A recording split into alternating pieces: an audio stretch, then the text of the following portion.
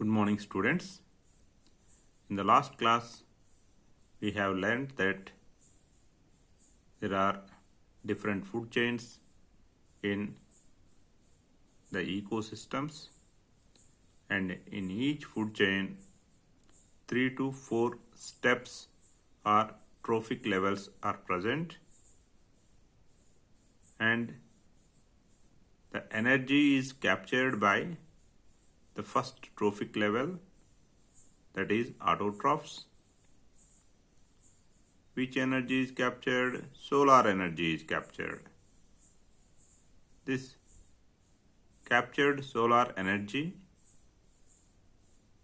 about some 1% of the total fallen solar energy is captured by the autotrophs.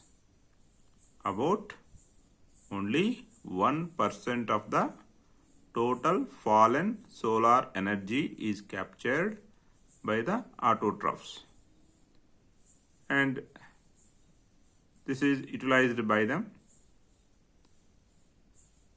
by getting converted into chemical form of energy, that is glucose.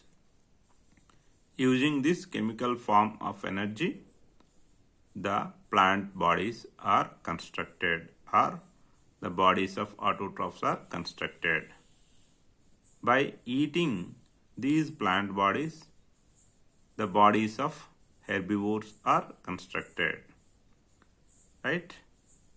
So, when herbivores eat the autotrophs or plants, only 10% of the energy from autotrophs is transferred to the herbivores. And when these herbivores are eaten by the carnivores, only 10% of the energy from herbivores is transferred to the smaller carnivores. And when these smaller carnivores are eaten by the larger carnivores, only 10% of energy is transferred from smaller carnivores to larger carnivores. So from every trophic level to the next trophic level, only 10% of energy is transferred. This is what called 10% law of energy transfer. Only 10% of energy flows from one trophic level to its next trophic level in the form of organic form, that is food, either plant body in the case of herbivores or animal flesh in the case of carnivores. So, from every trophic level to its next trophic level, only very little energy is available. Because of this, food chains generally consist of only 3 or 4 trophic levels or steps. Next. Why there is very little usable energy remains after 4 trophic levels? The loss of energy at each step or at each trophic level of food chain is very great. Huge quantity of energy is lost.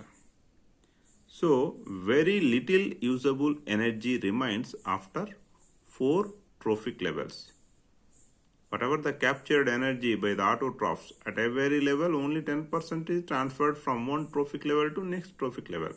So how much percentage of energy is lost? 90% of energy is dissipated to the environment as heat from every trophic level. So the loss of energy at every step or at every trophic level is very huge. So very little usable energy remains after 4 trophic levels. In a given food chain, there is a greater number of individuals at the bottom or lower trophic levels. So always the number of producers is greatest in an ecosystem. Number of producers is greatest in an ecosystem. not just is greatest, it should be greatest. Otherwise, the remaining trophic levels will not get energy and the entire ecosystem will get collapsed. But what are we doing it? Human beings, we are actually devastating the forests. We are actually causing a lot of deforestation. See, finally the impact is going to hit to us only. Why? Producers number, that is autotrophs number, that is plants number should be greatest, right? Okay. As we already have discussed, there are different food chains in a given ecosystem, and each food chain has got its own trophic levels, that is length, and the type of organisms at every trophic level are present.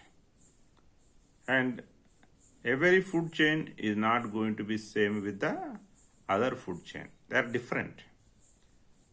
And the length and complexity of food chains differ greatly from one food chain to another food chain. And one more thing, the organisms that are present in one food chain are going to interact in different ways with the organisms of other food chains. Like each organism of one food chain may be eaten up by two or more kinds of organisms of other food chains also. These organisms in turn are going to be eaten up by several other organisms. So there is an interconnecting relationship between one food chain and other food chains. This interconnected network of two or more food chains of a given ecosystem is known as food web, right? The flow of energy in a food chain is always unidirectional. Justify this statement. Means energy flows only in one direction. Justify this statement.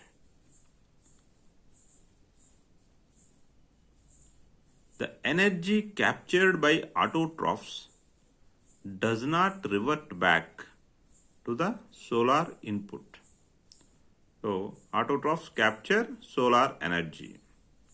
The solar energy that is captured by autotrophs, it does not revert back to the solar input. And the energy that passes to the herbivores from autotrophs, it also does not revert back. Okay. Thus, the energy moves progressively, means only in forward direction from first trophic level to next trophic level and second trophic level to third trophic level and third trophic level to fourth trophic level. It is what called only moving forward. That is what called progressively. The energy moves progressively through various trophic levels of a given food chain in the ecosystem. So it is unidirectional. And energy is no longer available to the previous trophic level. Once it is transferred, autotrophs have to take the energy only from solar input. They cannot take from herbivores. Herbivores have to take up the energy only from autotrophs. They cannot take up from their next level consumers, that is smaller carnivores. And smaller carnivores have to take up their energy only from herbivores. They cannot take up from larger carnivores. Okay. Likewise, energy is no longer going to be available to the previous trophic level. In the next class, we will discuss what is biomagnification and what are its impacts, next ozone layer, etc. Thank you.